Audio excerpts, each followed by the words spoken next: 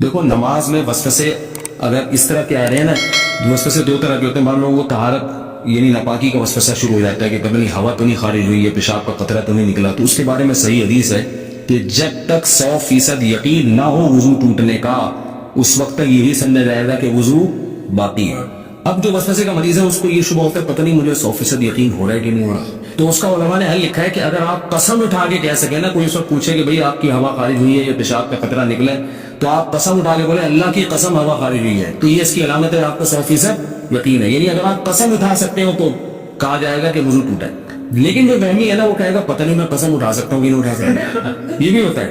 اگر کوئی اس وقت مجھ سے پوچھے تو میں کیا قسم اٹھا سکتا ہوں، تو یاد رکھو اگر آپ کو اس میں ڈاؤٹ ہو رہا ہے اس کا مطلب آپ قسم نہیں اٹھا سکتے. کیونکہ جب آپ کو یقین ہوتا تو کہتے ابھی رات کا وقت ہے نا، میں آپ سے پوچھوں بھائی ظہر ہے یا رات ہے، تو آپ قسم اٹھا کے فوراً کوئی کتنا ہی وہم کا مرض ہو آپ قسم اٹھانے میں ہچکچاؤ گے نہیں. تو اگر یہ ہو رہا ہے پتہ نہیں قسم اٹھا سکتا ہوں، تو اس کی علامت ہے کہ آپ قسم نہیں اٹھا سکتے اور آپ کا وضو نہیں ٹوٹا. پھر یہ فکر نہ کرے کہ حقیقت میں ہوا خارج ہوئی ہے اور نہیں ہوئی ہے، بس اللہ اس کے رسول نے جب کہہ دیا کہ آپ کا وضو باقی ہے تو وضو باقی.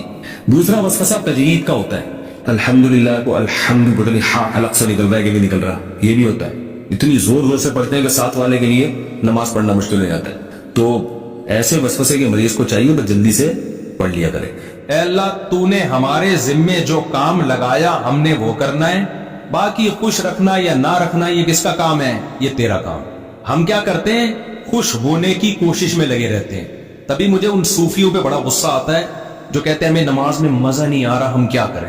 ابے مزہ تو جاوید نہاری، نلی نہاری میں اور وہ مختلف نہاریوں میں ہے. نماز مزے کے لیے اللہ نے رکھی نہیں. تم اپنا کام پورا کرو جو اللہ نے تمہارے ذمے لگایا ہے. کہہ رہے دل نہیں لگتا اس لیے مزہ نہیں آتا. بھائی دل اپنے اختیار میں تھوڑی ہے، دل کس کے اختیار میں ہے؟ اللہ کے. آپ دل لگانے کی کوشش کر لو، بس کوشش ہمارے ذمہ فرض ہے. لگے نہ لگے ہم نے اپنا کام پورا کر دیا. غلام کا کام ہوتا ہے آقا نے جو آرڈر دیا اس کو پورا کرے، بس غلام سمجھو اپنے آپ کو. بھائی اب آپ مجھے ایک بات بتاؤ، آپ کے غلام نے یا آپ کے باس نے کہا، آپ کہیں آفس میں جاب کر رہے تھے، بیٹا یہ جا کے چیک کیش کرا کے لے آؤ.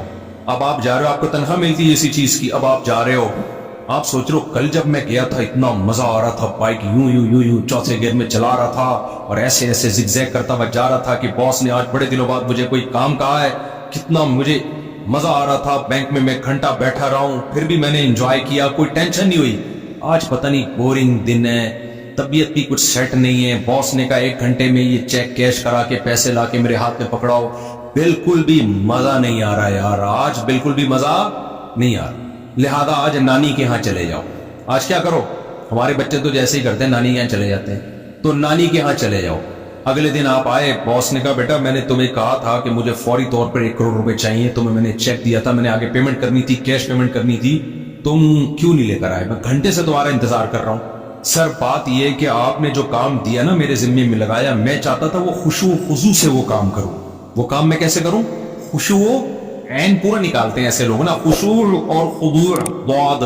خشوع اور جیسے جو مولوی کرپٹ ہوتا ہے نا، سب مولوی کرپٹ نہیں ہوتے، میجورٹی ٹھیک ہی ہوتی ہے لیکن ایک آدھ کرپٹ بھی ہوتا ہے. تو جب آپ اس کو بولتے ہو نا چندے کا حساب کیوں نہیں دیتے، وہ عین حلق سے نکالتے ہیں. علماء کا اسلام میں احترام ہے، احترام. بڑا گلے سے عین نکال کے پھر وہ علماء کا احترام سکھا رہے ہوتے ہیں. جتنے فراڈی لوگ میں نے دیکھے نا یہ عین غین پورا نکالتے ہیں برم میں لینے کے لیے، عین غین پورا نکالتے ہیں. تو غلام کا کام کیا ہوتا ہے؟ تو باس چھوڑ دے گا اس پہ کہ تو خشوع خضوع سے چیک کیش نہیں ہو رہا تھا، تیرا دل نہیں لگا تھا. باس چماٹ لگائے گا یا نکال دے گا آفس سے، بولے گا بھائی مجھے اس سے کوئی غرض نہیں ہے کہ تیرا دل لگ رہا تھا یا نہیں لگ رہا تھا. کوشش تو یہی ہے کہ کام کیا تو جی جان سے کیا کر، لیکن دل لگنا نہ لگنا یہ تیرا ہیڈیک ہے، یہ میرا ہیڈیک نہیں ہے، مجھے کام چاہیے. ایسے ہی پتہ ہے ہوتا کیا ہے، جب ہمارے ہاں لوگ نئے نئے تھوڑا دین پر آتے ہیں، نماز روزہ شروع کرتے ہیں تو ان فضول چیزوں میں لگ جاتے ہیں. دو حملے ایسے لوگوں پہ لازمی ہوتے ہیں، یہ نوٹ کر لیں. جب آپ نئے نئے دین پہ تھوڑا سا آتے ہو نا، پورا تو آج کل بہت ہی کم لوگ آ رہے ہیں، تھوڑا تھوڑا آنا شروع ہوتے ہیں، چلو یار نماز پڑھ لو، چلو اعتکاف میں بیٹھ جاؤ. تو 2 حملے لازمی شیطان کرتا ہے. ایک حملہ تو یہ کرتا ہے کہ دل نہیں لگ رہا. شروع میں تو بڑا دل لگ رہا تھا 4 دن نمازوں میں، اب دل نہیں لگ رہا یار، اب وہ بات نہیں رہی. اب جب سے دل لگنا شروع ہوگا نا پھر پڑھوں گا.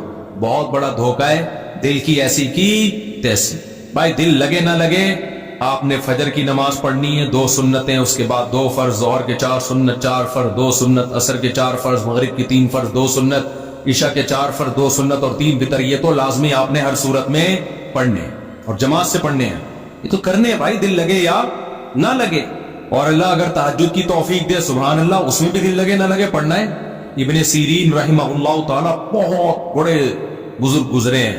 وہ کہتے تھے میں نے 20 سال تہجد پڑھی ہے نہ چاہتے ہوئے، دل نہیں لگتا تھا. 20 سال کے بعد اللہ نے مجھے تہجد کی لذت عطا فرمائی ہے. 20 سال کے بعد میرا دل لگنا شروع ہوا ہے. 20 سال تک دل نہیں لگتا تھا. پڑھتا تھا اللہ خوش ہوتا ہے تہجد پڑھنے سے. بھائی دل لگے یا نہ لگے ہم پڑھیں گے. اور تہجد نہیں پڑھے تو فرض نماز تو بہرحال ضروری ہے، وہ تو ہم نے اللہ کے حکم کو پورا کرنا ہے. تو ایک حملہ شیطان کا یہ ہوتا ہے. شیطان کیا کہتا ہے اب تمہارا وہ خشوع و خضوع رہا نہیں ہے، کیا فائدہ ایسی عبادت کا.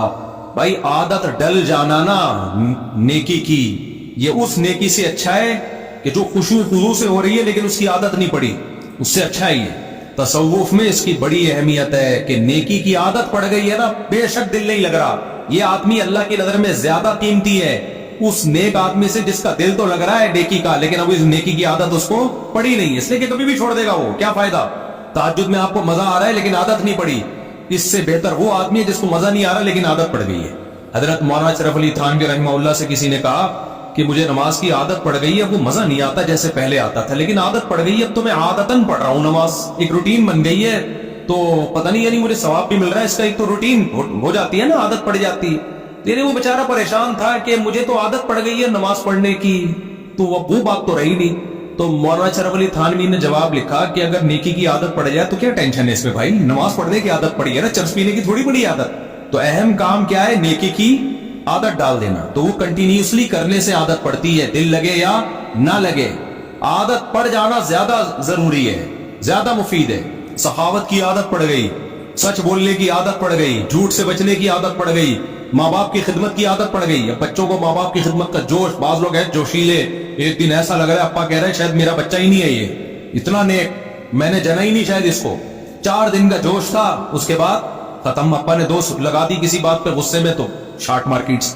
اس سے بہتر وہ اولاد ہے جس کو ابا کی خدمت کی عادت پڑ جائے، ماں کی خدمت کی عادت پڑ جائے. دیکھو جن سوسائٹیوں میں بیویوں کو شوہروں کی خدمت کی عادت ہوتی ہے، ان کا دل لگے نہ لگے وہ خدمت کر رہی ہوتی ہیں، وہ کلچر ہوتا ہے. لیکن جن سوسائٹیوں میں بیویوں کو شوہروں کی خدمت کی عادت نہیں ہے نا، 4 دن کا جوش ان کو بھی ہوتا ہے. آج پیسے نکلوانے پتلون سے تو خدمت کر لو، یہ بھی بنا کے کھلا دیا. اس کے بعد پھر جو پڑی رہتی ہیں ایک مہینہ ماشاءاللہ پولیس آ کے اٹھاتی ہے کہ اب کچھ ناشتہ بنا دو، بیچارے انہیں کہاں جانا ہے؟ آفس جانا ہے. صفائی کی عادت گھروں میں بعض خواتین کو ہوتی ہے، بعض کو نہیں ہوتی. جن کو نہیں ہوتی کبھی کبھار وہ گھر صاف کر لیتی ہیں. جس دن ان کا رشتہ لینے کے لیے آپ گئے تھے اتفاق سے گھر انہوں نے چمکایا ہوا تھا. جس دن آپ کی شادی ہوئی 1 ہفتہ انہوں نے گھر صاف رکھا. آدمی کہتا ہے یار کیا سلیقے والی عورت ملی ہے. اگر اس کو صفائی کی عادت نہیں ہے، کسی کا باپ بھی اس سے گھر صاف رکھوا نہیں سکتا. کروا تو سکتا ہے، کر لے گی 1 آدھ دفعہ، رکھ نہیں سکتی. وہ رکھے گی وہی جس کو ماں باپ کے گھر سے عادت بولو پڑی ہوئی ہے. تو اس لیے عادت ہی ہے سب کچھ میرے بھائی. سب کچھ کیا ہے؟ عادت. یوز ٹو ہو جائے آدمی وہ کام کرتے کرتے.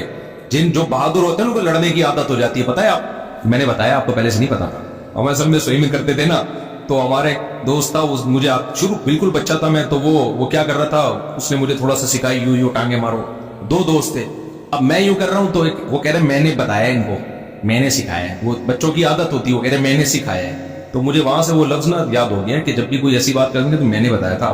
تو کیا کہہ رہا تھا میں، کیا بتایا تھا میں تو بھول ہی گیا، میں نے بتایا کیا تھا. ہاں، لڑنے کی عادت. اس پہ عرب شاعر کا ایک شعر ہے، نبی صلی اللہ علیہ وسلم کے دور سے پہلے کا ایک شاعر گزرا ہے، اس کا ایک شعر ہے. اب شعر تو مجھے اس وقت یاد نہیں آ رہا، اس کا مفہوم یاد رہ گیا. وہ کہتا ہے مجھے لڑنے کی ایسی عادت پڑی ہوئی ہے، بہادری بتا رہا ہے کہ اگر میں مظلوم کی مدد کے لیے ظالم سے لڑتا ہوں، اس میں یوز ٹو ہو چکا ہوں، مجھے عادت پڑ گئی ہے، کوئی ظالم ملے میں لڑوں. کہہ رہے لیکن لڑنے کی عادت سے اتنا مجبور ہوں کہ اگر ظالم نہیں ملتا نا لڑنے کے لیے تو مظلوم سے لڑائی شروع کر دیتا کہ یار فی الحال ٹینشن میں جا رہا ہوں، کو پٹا نہیں ہوا بہت دنوں سے، تو پٹا تو کرنا ہے نا. اب ظالم نہیں مل رہا تو میں ظالم بن کے مظلوم کی کٹ لگا دیتا ہوں، اور میں اس سے کہتا ہوں یہ مجھے ظالم دکھا دے ورنہ میں تجھے کوٹ کے تیری کٹ لگاؤں گا میں. تو لڑنے کی بھی عادت پڑ جاتی ہے بعض لوگوں کو، سخاوت کی بھی عادت پڑ جاتی ہے، چرس کی عادت پڑتی ہے. बुराइयों झूठ की आदत पड़ती है, सच की आदत पड़ती है, शादियों की भी आदत बाज लोगों को अल्लाह माफ फरमाए पड़ जाती है। अल्लाह ताला मफरत फरमाए, क्या कह सकते हैं। मैं अपनी बात थोड़ी कर रहा हूँ, जनरली बात कर रहा हूँ। तो पंगे लेने की आदत होती है बाज लोगों को, देखा होगा आप लोगों ने। खानदान में हमेशा कोई ऐसी टेंशन होती है, एक टेंशन जिसको पंगे लेने की